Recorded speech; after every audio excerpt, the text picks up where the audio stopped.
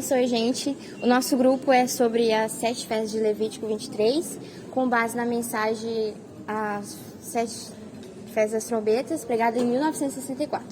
Eu vou falar sobre a festa da Páscoa, que a primeira vez que ela foi comemorada foi no Egito. Eles tinham que comer todo o cordeiro, todo mesmo, até as partes ruins, e passar o sangue nos umbrais das portas.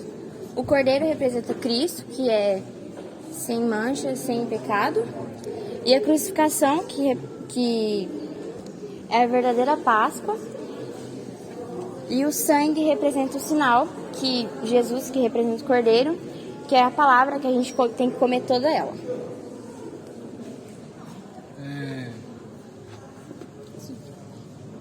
Depois, né, que a gente, irmão Breno prega a mensagem à festa das trombetas, e ele mostra essas 7 festas de Levítico 23 como base, né, para pregar as festas das trombetas, e ele divide ela, nós dividimos para representar as 3 filiações de Deus, que é filho do homem, filho de Deus e filho de Davi.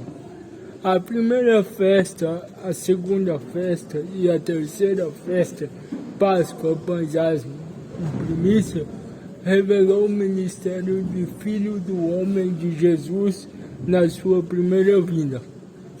A festa dos Pães Asmos, no natural, Israel, eles comiam pães asmos sem fermento, e esses pães asmos representavam sinceridade sem pecado. Por isso que representa também sepultamento. Depois tem a festa das primícias. A festa das primícias era a festa dos primeiros grãos amadurecidos, onde os judeus eles iam lá, eles faziam a colheita e depois eles colhiam os primeiros grãos e levavam diante do sacerdote. O sacerdote ele moía os primeiros grãos diante de Deus, e assim como fossem os primeiros grãos, assim seria o resto da colheita. Se os grãos fossem medíocres, ruins, o resto da colheita seria precária. Se os primeiros grãos fossem bons, o resto da colheita seria boa.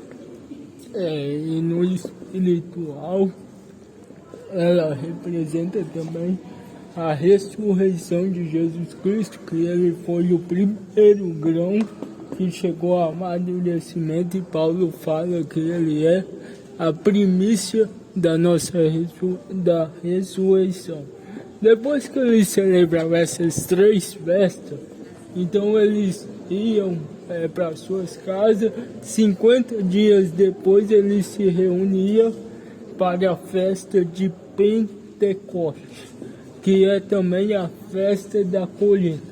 Essa festa da colheita, o irmão Bana fala que é o período das 7 eras da igreja, onde Deus começa a tratar com o povo gentil, chamando uma noiva para Cristo. Aqui nós colocamos o cenáculo. Foi no dia de Pentecostes, quando o Espírito Santo desceu sobre aquelas 120 almas. Só lembrando que nessa festa eles comiam pão, levavam pães fermentados e jogavam no fogo, e esses pães eram torrados, representando aquelas 120 almas que teve as suas naturezas mudadas no dia de Pentecostes. Pedro, que era um covarde, passou a ser corajoso e destemido. E aqui nós colocamos também o período da colheita, que é a lavoura de Cristo, né? Nas 7 eras da igreja, Deus colhendo um povo, um grão que seria amadurecido. Aqui está os mensageiros, e no final da festa de Pentecostes, soava-se as trombetas, que é a festa, o chamado de Israel para uma outra festa, porque 50 dias eles celebravam a festa de Pentecostes e eles voltavam para suas casas. E depois vem a festa das trombetas. A festa das trombetas é um chamado dos judeus para um ajuntamento. Um sacerdote ele toca uma trombeta e o pessoal sai de suas casas, eles se ajuntam para participar da festa da expiação. E aqui tem uma representação dos judeus se juntando em Israel. Eu vou falar um pouco sobre a festa da expiação. Em Apocalipse 11 fala sobre as duas testemunhas que são Moisés e Elias. Eles vão vir pregando uma mensagem só em Israel, né, que é a terra natal, onde os 144 mil eles vão chorar amargamente, vão chorar de arrependimento pelos seus pecados, né? Só que no final vai ser um choro de alegria, porque Deus vai dar graça para ele. E na Bíblia especificamente não fala sobre a morte dessas duas testemunhas, somente fala que eles vão ser mortos pela besta, que é a Igreja Católica Romana. Nós fizemos aqui um cenário sobre eles sendo mortos, né? Após 3 dias eles vão ficar na praça, mortos. Todo mundo vai ver eles vão passar nos jornais e na TV. Após esse período, eles vão escutar uma voz que diz "Sube cá", e eles vão ser ressuscitados, que são as escrituras se cumprindo. Eu vou explicar sobre a festa dos tabernáculos, o lado natural e o lado espiritual. No lado natural, a festa dos tabernáculos era quando Israel, eles saíam de suas casas para habitar em cabanas no Egito e durante 7 dias. E nesses 7 dias eles comemoravam, faziam festa, cantavam, dançavam, comiam. Era uma festança. Já no lado espiritual, para nós, a festa das trombetas representa a mudança de corpo, do espiritual, da carne para o espiritual. E vai acontecer no milênio, essa festa, a festa dos tabernáculos no lado espiritual, onde Jesus vai ser nomeado Rei dos Reis e vai governar sobre todas as nações e os 144 mil judeus. E ele vai governar ao lado da noiva. E o trono de Davi é onde ele vai se assentar para governar todos. Por isso, aqui é o trono de Davi com os bonecos representando as nações dos 144 mil judeus. E é isso.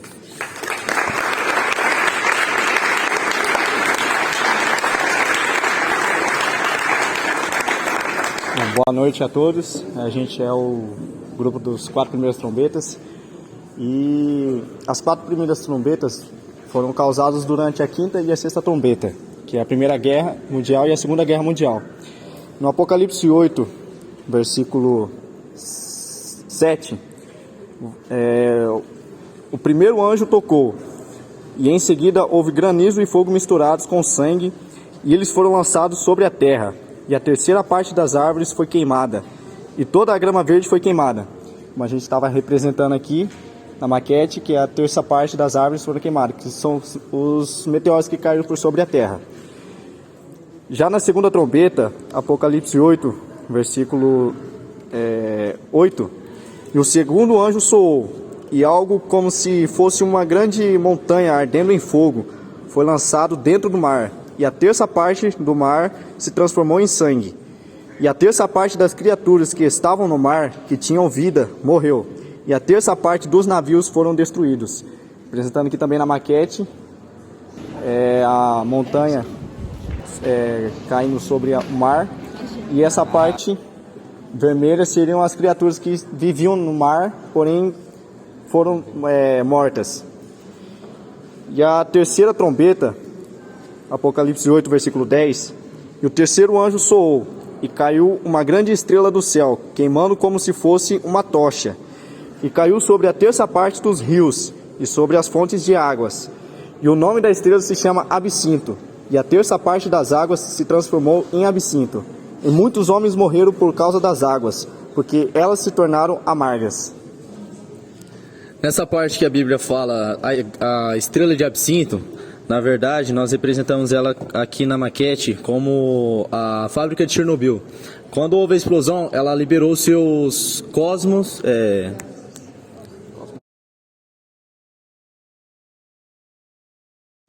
seus cosmos tóxicos, que acabou afetando a atmosfera, afetou o rio, que acabou deixando ele amargo, matou a terça parte dos homens e dos animais. E é isso. Já na quarta trombeta, Apocalipse 8, versículo 12, e o quarto anjo soou, e a terça parte do sol foi atingida, e a terça parte da lua, e a terça parte das estrelas, de modo que a terça parte delas se escureceu, e o dia não brilhou para uma terça parte delas, e da mesma forma a noite. Também aqui na maquete, a terça parte do sol, o que escureceu? Foi a fumaça causada durante as guerras. Como por exemplo, hoje mesmo, os cientistas eles fazem experiências e acabam afetando a nossa atmosfera. Ou seja, eles estão criando algo mais avançado, como por exemplo, carros elétricos, para que não possa mais afetar a atmosfera. Isso é o nosso trabalho.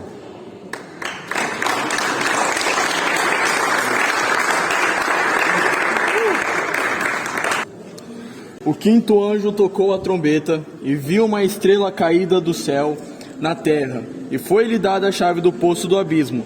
Ela abriu o poço do abismo, e subiu fumaça do poço como fumaça de grande fornalha, e com a fumaceira saída do poço, escureceu-se o sol e o ar. Essa estrela aqui que a Escritura está nos mostrando, ela se refere a Lúcifer, que é a estrela caída do céu na terra, e foi-lhe dada a chave do poço do abismo. Essa chave, ela é um conhecimento, e ela abriu o poço do abismo e subiu fumaça. Nesse poço haviam demônios que estavam presos desde os tempos de Noé, pois 8 almas se salvaram naquele tempo.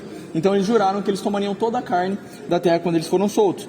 Do poço como fumaça de grande fornalha, e com a fumaceira saída do poço escureceu-se o sol e o ar. O ar aqui ele nos mostra que são dimensões, mas que dimensões aqui que esse ar está se tratando? A quarta dimensão, a tecnologia. Então a quinta trombeta, ela se inicia com o primeiro ai, com a Primeira Guerra Mundial. Quero que os irmãos observem que esses gafanhotos eles foram soltos e tomaram a mente de grandes cientistas, pois eu quero que os irmãos entendam que as coisas elas começaram a evoluir de uma maneira muito rápida a partir do século XX. As coisas elas estavam estagnadas há muito tempo, há milhares de anos, mas a partir do século XX as coisas elas começaram como um foguete, foram muito rápidos, se desenvolveram muito rápido com avanços tecnológicos, com a internet, com o carro, com todas essas coisas. E eu quero que os irmãos entendam que a quinta trombeta se inicia com o primeiro ai, depois a degradação das mulheres e as coisas que nós vemos hoje, como vacinas, até doenças sendo feitas, né? Nós vimos o caso do coronavírus, doenças feitas em laboratórios, com a própria internet que nós usamos todo dia. Isso se iniciou lá no primeiro ai. Bom, Mateus? Amém. Meus irmãos, sejam bem-vindos à Primeira Guerra Mundial. Esse foi o primeiro confronto bélico entre nações. E como nós vimos, o irmão João explicando, isso foi o resultado desses demônios que saem desse poço do abismo e trazem essas nações em guerra. Uma coisa interessante a ser citado, essa guerra ela é nada mais nada menos que o resultado de um atrito político e econômico. Nós sabemos que o diabo ele caminha nesses 3 poderes, política, economia e religião. E isso aqui culminou com o resultado de um grande atrito econômico e político vindo da Revolução Industrial. Essa Revolução Industrial, algumas nações se solidificaram e uma ficou com medo da outra, né? Elas foram crescendo e uma ficou atemorizada com quanto a outra ia crescendo. E antes da guerra se iniciou uma corrida armamentista, que se denominada de paz armada, né? Uma coisa até meio irônica, né? Paz armada. Eles começaram a correr atrás de fazer armas mais tecnológicas, armas que matassem mais, armas que matassem mais rápido, em mais quantidade. E culminou nessa guerra. Essa guerra ela foi disputada entre 6 nações, 6 exércitos. Esses exércitos eram divididos em 2 tipos de tríplice. A tríplice aliança, que é a Alemanha. Aqui está a Austrália, mas não é a Austrália, é a Áustria-Húngara, o exército austro-húngaro, e a Itália. Só para dar um ênfase, a Itália ela iniciou a guerra ao lado dessa tríplice aliança, e no meio da guerra ela mudou para outra aliança, né?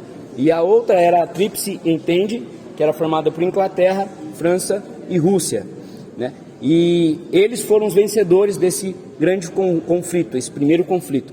Essa guerra ela foi marcada por duas fases importantes. A primeira fase, que foi tida por causa do nacionalismo, até algo para diferenciar o patriotismo do nacionalismo. O nacionalismo é o que fez eles ficarem fanáticos, é o que levaram eles a essa guerra. Essas nações, eles estavam tão entusiasmados, acreditando tanto em seus poderes bélicos, que eles acharam que essa guerra ela seria terminada em questão de meses, né? Mas ela se arrastou por 4 longos anos. Então a primeira fase foi chamada Guerra de Movimento, quando esses exércitos eles se movimentaram para suas fronteiras, para onde começou a ser travada essa batalha. A segunda fase foi a fase chamada Guerra das Trincheiras. Nós até mesmo fizemos uma maquete para exemplificar o que foi essa segunda fase, que foi a fase mais longa dessa guerra, a fase mais marcante. Ela está entre as guerras que mais teve mortes direta e indiretamente no mundo, em proporção de pessoas. E essa guerra ela iniciou em 1914, se findou em 1918, e esse fim o irmão Branham ele nos mostra, ele explica que foi Deus que parou essa guerra. Ela acabou exatamente no mês 11, no dia 11, na hora 11, no 11º minuto, diz o irmão Branham apontando para os trabalhadores da hora 1/10, que somos nós, amém? E no fim dessa guerra, o general que mandou para essa guerra, ele ouviu alguém falar para ele que tinha que parar a guerra, e quando ele foi procurar saber quem é que tinha falado isso, quem é que tinha dado essa ordem, ninguém apareceu para dizer quem foi. E o irmão Branham diz, Deus parou essa guerra, porque se essa guerra não tivesse sido parada, a humanidade seria destruída, amém? E é isso, Deus abençoe. Podem prosseguir para o avanço científico.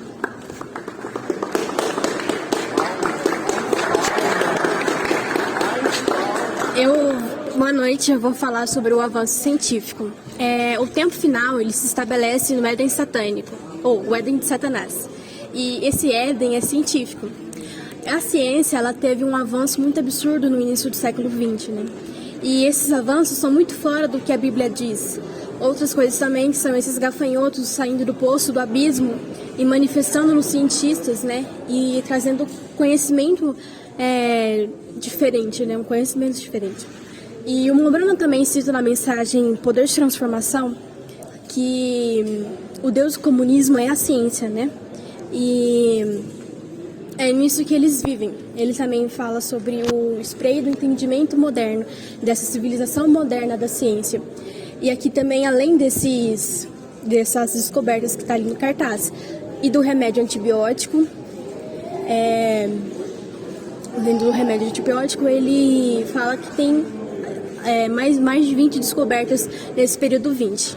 E aqui vai encerrar com a irmã Aninha falando sobre a decadência moral.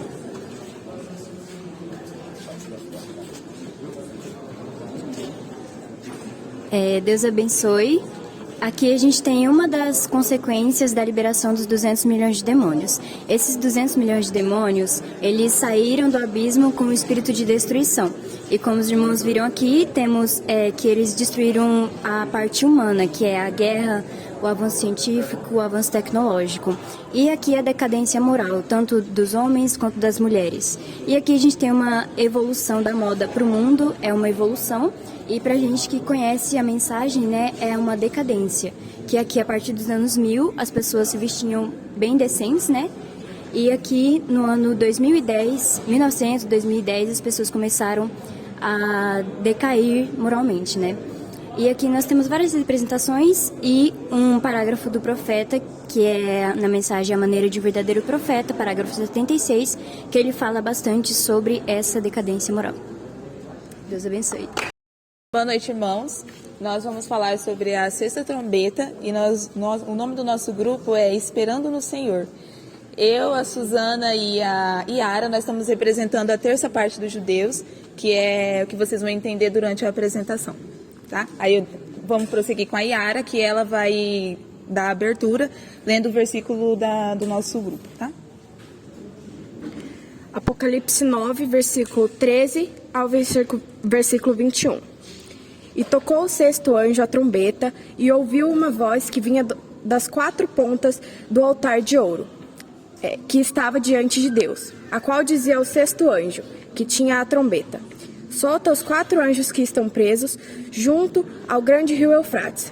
E foram soltos os 4 anjos que estavam preparados para hora, dia, mês e ano, a fim de matarem a terceira parte dos homens. E o número dos exércitos dos cavaleiros era de 200 milhões, e eu vi o número deles. E assim vi os cavalos nessa visão, e os que sobre eles cavalgavam tinha couraças de fogo e de jacinto, e de enxofre, e a cabeça dos cavalos era como a cabeça de leão, e de sua boca saía fogo, fumaça e enxofre. Por estas 3 pragas foi morta a terça parte dos homens, isto é, pelo fogo, pela fumaça e pelo enxofre, que saíam de sua boca. Porque o poder dos cavalos está na sua boca e na sua cauda, porquanto a sua cauda é semelhante a serpentes e tem cabeça, e com ela danificam. E os outros homens, que não foram mortos por essas pragas, não se arrependeram das suas obras, das obras de suas mãos, para não adorarem os demônios e os ídolos de ouro, prata, bronze, pedra e de madeira, que nem podem ver, ouvir e nem andar. E não se arrependeram dos seus homicídios, nem de suas feitiçarias, nem da sua prostituição, nem de suas ladroices. O nosso grupo construiu essas 3 maquetes, que é a de Babilônia, a Basílica de São Pedro, e essa daqui é o centro de concentração. Bom, nós vamos falar sobre a sexta trombeta, conforme vocês viram. E a sexta trombeta, ela é o segundo ai, a Segunda Guerra Mundial. Começou em 1939, terminou em 1945.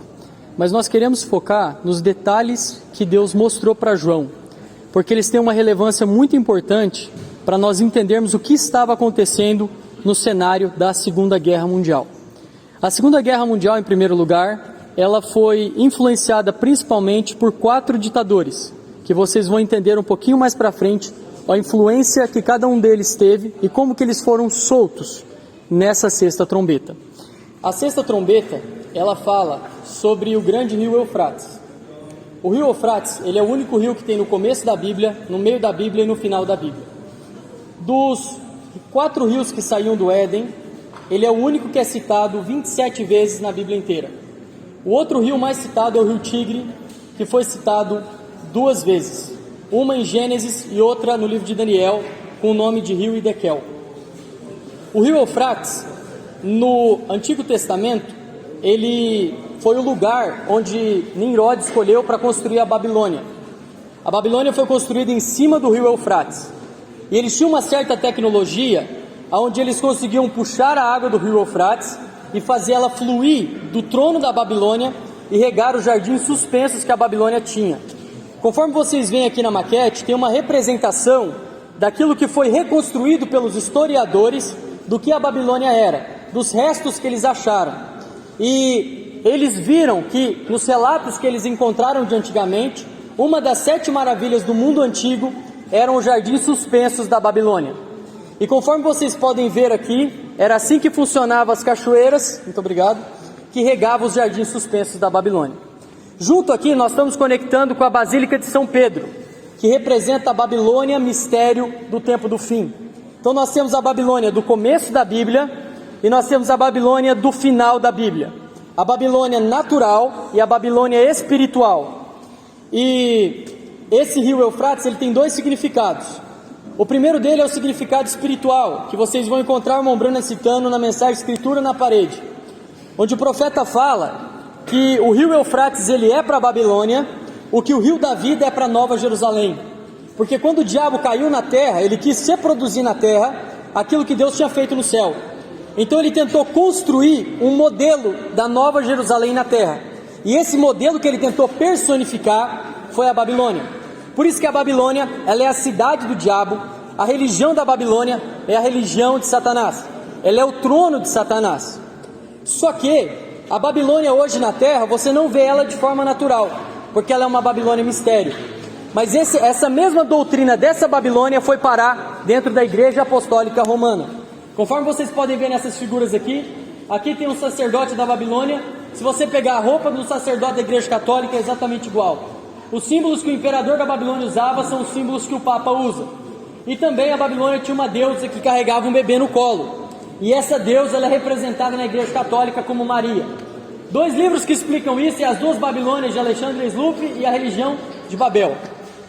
O primeiro significado é esse. E como o Mombrana diz que o rio Eufrates, ele é para a Babilônia, o que o rio da vida é para Nova Jerusalém, o rio da vida, ele é o Espírito Santo. O rio Eufrates, como ele é o oposto, ele é o rio da morte. Ele representa poderes demoníacos.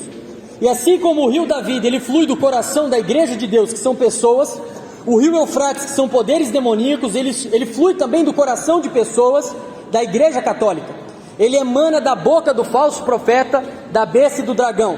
Espíritos demoníacos que saem da boca deles, da base da Babilônia, do trono, onde esse Eufrates espiritual flui para a terra inteira, e então ele rega a terra inteira através dos seus enganos.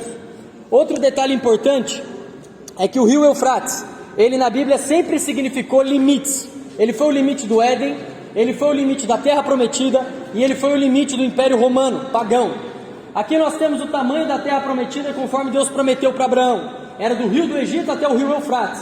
O rio do Egito é o rio Nilo, o rio Eufrates é o rio onde a Babilônia estava. É esse pedaço de terra de 568 quilômetros que é a terra prometida. Israel nunca chegou a possuir totalmente esse pedaço de terra. O tempo que eles tiveram a maior parte foi no reinado do rei Davi, mas logo após eles entraram em pecado, e quando eles entraram em pecado, então as nações invadiam, eles perdiam parte da herança deles.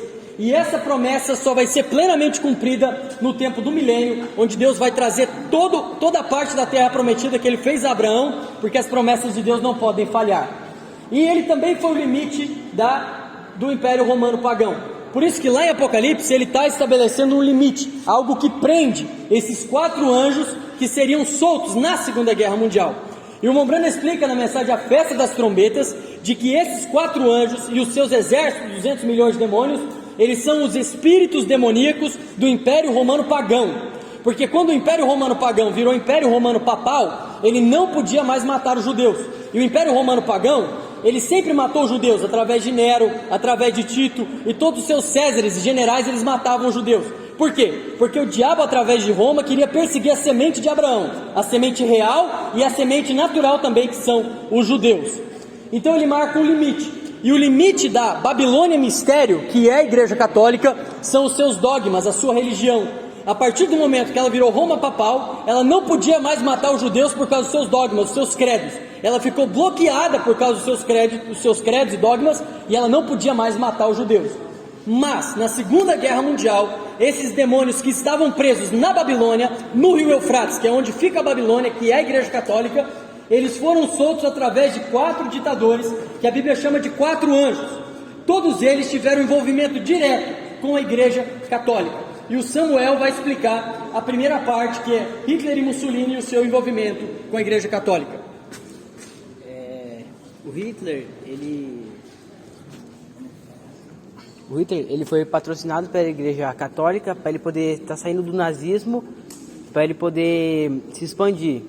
E também com Mussolini foi a mesma coisa. Ele também foi patrocinado, pago, né, pela Igreja Católica, mas também ele assinou o tratado do Vaticano para poder dar o Vaticano para a Venezuela. Não, do Vaticano para a Igreja Católica.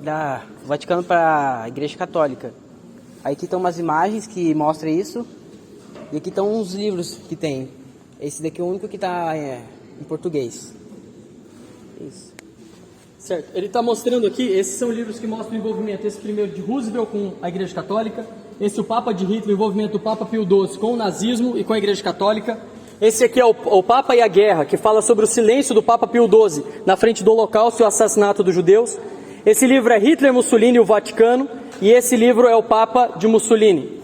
E aqui vocês podem ver a bandeira do Vaticano e os 4 anjos, 4 espíritos que saíram do Vaticano: o comunismo, capitalismo, o nazismo e o fascismo. Aqui nessas imagens que ele estava falando, nós vemos aqui desse lado, Mussolini ao lado do cardeal de Roma, que assinou o tratado com ele, que deu o Vaticano para Roma, porque antes disso a Igreja Católica ela ficava na Itália, mas ela não era um país. Hoje o Vaticano ele é um país, ele está dentro da Itália, mas ele é um país independente com as suas leis, e o Papa é um rei lá, ele que governa, ele que faz as leis. Quem fez isso foi Mussolini, em troca do apoio da Igreja Católica. Aqui está ele assinando o tratado. E aqui tem Hitler também, Hitler com o Papa Pio XII, o Papa Pio XII saindo da central do partido nazista, o Hitler cumprimentando o cardeal que apoiava ele dentro da Alemanha, o principal cardeal da Alemanha. E essas fotos comprovam o envolvimento da Igreja Católica com Mussolini, com Hitler, e aqui está Mussolini e o Papa Pio XII também. Esses outros dois ditadores de baixo, que também tiveram na Segunda Guerra Mundial, esse aqui é o Roosevelt e esse aqui ele é o Stalin. Se você olhar o Roosevelt na história, eles falam que ele foi um bom presidente, mas o Rembrandt diz que ele foi um patife que enfiou os Estados Unidos na guerra. E se você observar a história do Roosevelt, ele se formou numa universidade católica e ele tinha muita afinidade com os católicos.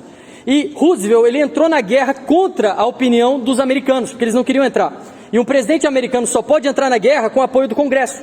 E ele não tinha esse apoio. Então ele criou uma estratégia de Pearl Harbor, que foi mover os exércitos para Pearl Harbor, para que os alemães entendessem que ele estava preparando um ataque. Então eles vieram, os japoneses, entenderam que eles estavam armando um ataque. Então os japoneses atacaram eles, e como eles foram atacados, agora eles podiam retribuir. E assim Roosevelt colocou a América na guerra. Lembrando que o Japão era aliado da Alemanha, ele fazia parte do lado da Alemanha. E aqui nós temos Stalin. E Stalin, ele era do comunismo na Rússia, e ele surgiu do ódio da Rússia ao catolicismo, porque eles roubaram o dinheiro deles lá. E agora o Gabriel vai continuar explicando um pouquinho mais sobre as bandeiras aqui. Ó, vamos começar aqui pela bandeira. A gente tem aqui a bandeira do comunismo, nazismo, fascismo e o do capitalismo, que é representado pelos Estados Unidos. Aqui a gente vê várias semelhanças entre eles a decorrer da história.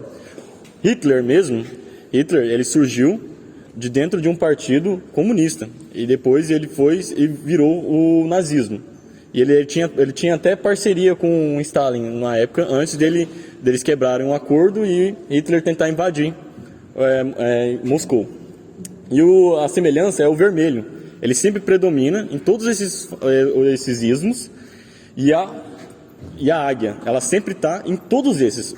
A América é uma águia, o comunismo também era uma águia, tem fotos de uma águia segurando a foice e o martelo. O nazismo era uma águia, tem aqui a foto aqui, o nazismo era uma águia, e o fascismo a mesma coisa. Então, tipo assim, todos eles são ligados, são eles o mesmo espírito, o mesmo demônio, e tipo assim, a gente vê que eles são lados opostos, né? Eles não, tipo assim, cada um era de um lado oposto, de uma raiz, mas todos eles seguiam uma só ideia que veio dali, né? Você vê que todos eles ali se interligavam, né? Todos eram ligados com a Igreja Católica. Outra coisa também, vocês podem ver que Júlio César, ele tinha um cumprimento assim, quando ele ia saudar em Roma. E todos eles fazem a mesma coisa. O fascismo, a mesma coisa. Se vocês procurarem na internet, vocês vão achar foto de Mussolini fazendo isso. Você vê Hitler fazendo isso. É Mussolini do lado de César. Isso, ó, Mussolini do lado de César fazendo isso. Hitler fazia isso. Eu acho o único que não fez isso é os Estados Unidos ainda, né? Mas você vê que dentro deles, sim, são o mesmo espírito. E são todos iguais, são todos um, né? Que a gente acha que estão inimigos. Hoje os Estados Unidos fala muito contra o comunismo, mas no final são todos o mesmo espírito, o mesmo demônio, e são todos unidos, né? É tudo isso. Essa é a minha explicação e a minha finalização sobre isso. Cadê você? Boa noite, eu estou representando o ex-presidente dos Estados Unidos, Roosevelt, e eu fiquei para explicar Exército de Cavaleiros, que primeiramente na Bíblia fala que era um exército, né? Não fala que era um grupo de pessoas ou algo do tipo. Fala que é um exército, e o exército vem para batalhar, né? E para a guerra. E fala que o número é de 200 milhões, certo? E também que vem com cabeça de leão. E leão é o símbolo de Babilônia, que também é o símbolo de Babilônia, né? E fogo, fumaça e enxofre que ele veio para atacar, que Hitler também usou para matar os judeus, aqui na câmara de cremação, aqui com gás tóxico e aqui com o enxofre, que é a bala. E veio para matar a terça parte dos judeus, que na época era 18 milhões. Então veio para matar os 6 milhões, que era a terça parte disso. E a sexta era o poder na boca e caudas. O poder na boca era justamente o fogo, a fumaça e o enxofre. E a cauda veio com cabeça de serpente através das igrejas. Depois que já tinha feito tudo estrago na guerra, veio nas igrejas, nos últimos tempos. E é isso. Ah, tá. Bom, eu sou esse bigodudo aqui. Eu sou Stalin. Eu sou o Hitler, que lá no canto. Eu sou o cara... Os judeus, né? É o carvoeiro. O presidente Roosevelt, que dos Estados Unidos. Eu faço parte da terça parte dos judeus. Eu faço parte da terça parte dos judeus. Faço parte da terça parte dos judeus.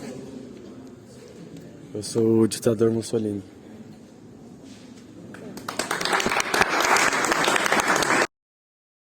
E o sétimo anjo soou a trombeta.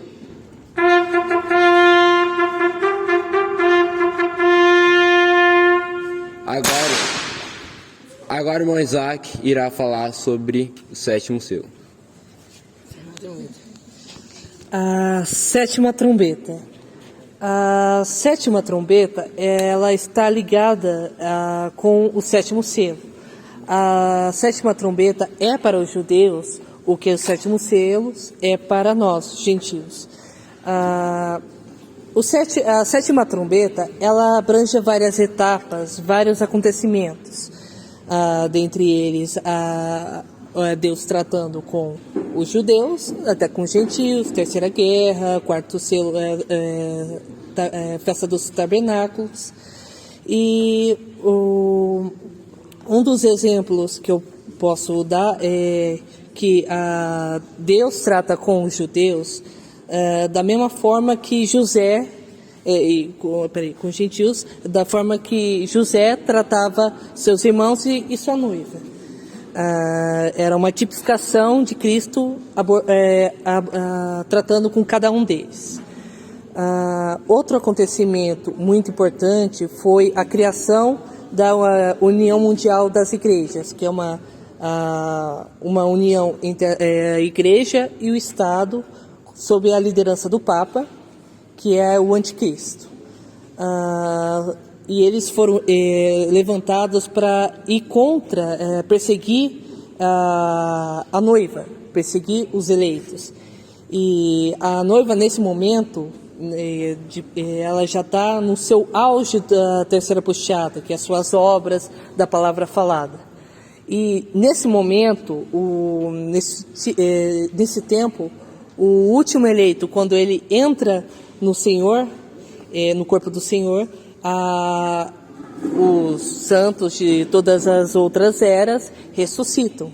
E por consequente disso, há um grande e terrível terremoto que, de acordo com o profeta, Los Angeles vai por água abaixo. Ele afunda no oceano. E depois disso, a igreja ela fica não menos de 30 e não mais de 40 dias na terra. Depois é arrebatada na ceia do Cordeiro. Na ceia das bodas do Cordeiro. Logo que a igreja é arrebatada, quem fica? O anticristo. O anticristo agora está com o seu auge de poder e ela vai usar esse poder sobre toda a terra.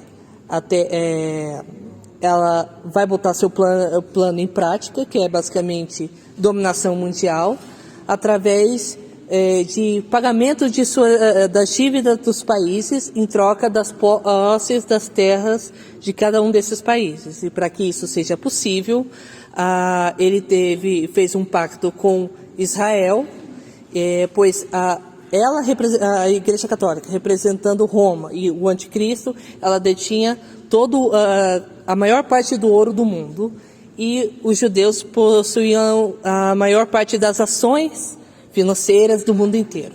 Então, eles entraram em acordo, e a partir disso o Papa entra, muda do Vaticano para Jerusalém, e começa uma falsa paz e segurança por 3 anos e meio. Então, irmãos, Deus abençoe.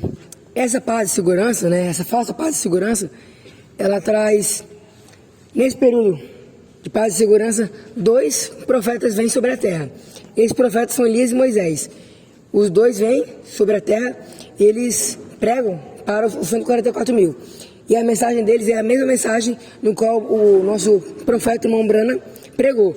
Aí ele vai pregar sobre as eras, os selos, a trombeta, porque a única forma de salvação é pela palavra.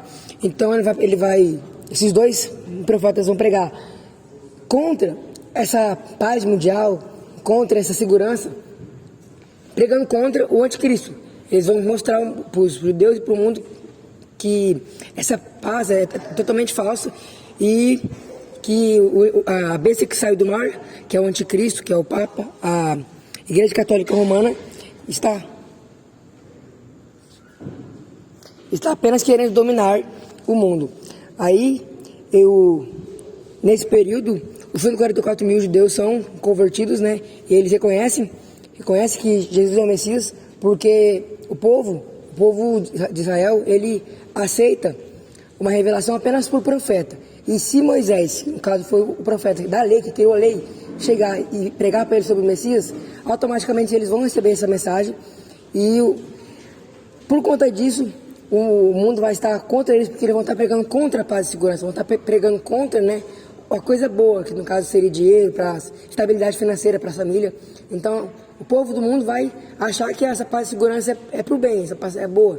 Esses dois seriam perturbadores. E aí eles serão mortos, e o mundo inteiro vai ver eles serem mortos. Depois de 3 dias e meio, eles vão ser ressurretos, vão ressuscitar, e o mundo vai ver que foram enganados pelo anticristo. Agora o irmão Isaac vai explicar essa parte, que é a parte que entra no Armagedon. Deus abençoe a todos. Assim como o nosso irmão Lucas Benjamin citou, depois da vinda de Moisés e Elias, eles morrem, e aí depois eles são ressuscitados. Aí depois que eles são ressuscitados, o mundo vê e entende que o Papa é o anticristo. Então, a gente, como está representado aqui na nossa maquete, quando ficou sabendo disso, a Rússia ela enviou mísseis nucleares tanto para o Vaticano quanto para os Estados Unidos. E aí o irmão Brana cita numa mensagem que esses mísseis atômicos seriam tão fortes que ia causar terremotos na Terra por causa das placas tectônicas, né? Elas iam se mover e aí ia causar as erupções nos vulcões e grandes terremotos. Aí essa é a representação da Terceira Guerra Mundial. Deus abençoe. O que eu vou falar, basicamente, é o que está aqui no cartaz, é o que eles já falaram, mas é representando mais ilustrativo. Aqui é o levantar do concílio de igrejas, quando eles se levantam para perseguir a noiva. Logo depois tem o terremoto da ressurreição do 7º selo, que é quando Los Angeles afunda e logo após a noiva sobe. Depois, após o rapto, o Papa, que é líder da Igreja Católica, ele vai ser o líder do concílio de igrejas. E aí vai ter aquela falsa paz de 3 anos e meio. E depois vai vir Moisés e Elias, que eles vão pregar para 144 mil judeus. Depois disso, eles vão ser mortos e vai vir o terremoto da 7ª trombeta. Esse terremoto ele acontece em Jerusalém. E ele vai ser depois que Elias e Moisés ressuscitar, depois de 3 dias e meio. Depois vem o Armagedon. Depois disso, o terremoto da 7ª taça, que é quando Jesus vem e coloca os pés sobre o Monte das Oliveiras. E vai acontecer o maior terremoto da história. É isso. Deus abençoe. Primeiramente, justificando a ausência do irmão Fagner, que não pôde estar, eu estou no lugar dele aqui para explicar sobre a linha do tempo da 7ª trombeta. É um gráfico que o irmão Fagner fez mesmo, né? Começando desde lá do percurso da luz do Sol, que é Cristo. Sol em inglês é Sun, né? S-U-N, que é parecido com o som, S-O-N no inglês, e é parecido com o Filho, né? Então, o percurso da luz do Sol, que é Cristo, que é o Filho de Deus. Ele mostrou aqui. Eu vou falar sobre essa parte aqui, ó. Nós terminamos ali a 6ª trombeta. O irmão Brana diz na mensagem A Fé das Trombetas que a 6ª trombeta ela foi revelada dentro do 6º selo, ou seja, o 6º selo é a grande tribulação. Então, lá em Apocalipse capítulo 11, quando Moisés e Elias eles morrem, a Bíblia fala assim: é passado o 2º ai, eis que o 3º ai cedo virá. Então, os 3 anos e meio de tribulação fazem parte da 6ª trombeta ainda, diz o profeta na Fé das Trombetas, porque ele fala a 6ª, trombeta foi revelada dentro do 6º selo, certo? Então aqui o irmão Fagner colocou aqui, ó, as 7 eras da igreja, né, nesse gráfico aqui. Aí aqui acontece o rapto, como o irmão Isaac disse, acontece um terremoto nesse período aqui, que é o terremoto da ressurreição. Os santos ressuscitam e nós somos raptados. Quando a noiva é raptada, o super-homem de Satanás desce, o anticristo, e ele paga a dívida do mundo inteiro. O irmão Isaac já explicou aqui, né, de forma, com maestria, né? E aqui é os anos de paz, os 3 anos e meio de tribulação, Moisés, Elias, tudo entra dentro disso aqui. Então Moisés e Elias é morto, depois eles ressuscitam, e aí a Bíblia diz, aqui em Apocalipse capítulo 11, deixa eu ler aqui.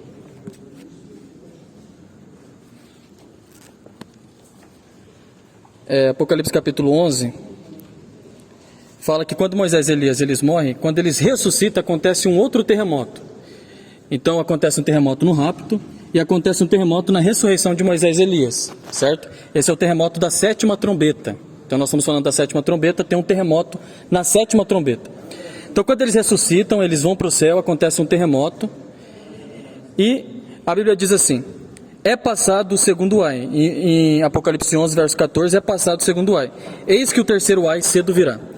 Então, a mensagem da 7ª trombeta, a 7ª trombeta, ela faz parte da mensagem de Moisés e Elias, porque é a expiação para os judeus, e também entra a parte do Armagedon, a batalha do Armagedon, o 3º ai. Por isso que a Bíblia fala, é passado o 2º ai, eis que o 3º ai cedo virá, e no próximo versículo, a Bíblia se abre falando da 7ª trombeta. Então, Armagedon, ela é a 7ª trombeta também, que é depois da tribulação. Então, nós não podemos confundir. Aos 3 anos e meio de tribulação, acabou, Moisés e Elias ressuscitou, começa a revolta das nações e a batalha do Armagedon, que é quando a Rússia descobre que o anticristo enganou eles, e eles começam ela fica revoltada, a Rússia, se revolta com a Igreja Católica, manda uma bomba atômica no Vaticano e nos Estados Unidos, inicia uma batalha atômica, a 1/3 parte do mundo morre, né, nessa batalha, e Ezequiel capítulo 38 fala que o rei do norte começa a avançar seus exércitos para ir para cima de Jerusalém. E quando o rei do norte está se aproximando de Jerusalém, o irmão Brana diz que é quando aparece no céu o sinal do Filho do Homem, né? Que é Jesus Cristo vindo com seus cavaleiros. Ele aparece, Jesus coloca os seus pés no Monte das Oliveiras, né? E acontece o 3º terremoto. E esse é o pior terremoto da história, que vai tremer a terra inteira. Então tem um terremoto no rapto, tem um terremoto aqui, e tem um terremoto depois que Cristo e a noiva descem. E aí esse terremoto termina de sacudir a terra para 1000 anos, que é o milênio, tá? Aí essa outra parte aqui, ela fica para uma próxima oportunidade, que é Gog e Magog e a Nova Jerusalém. Creio que é isso, né, grupo? Deus abençoe.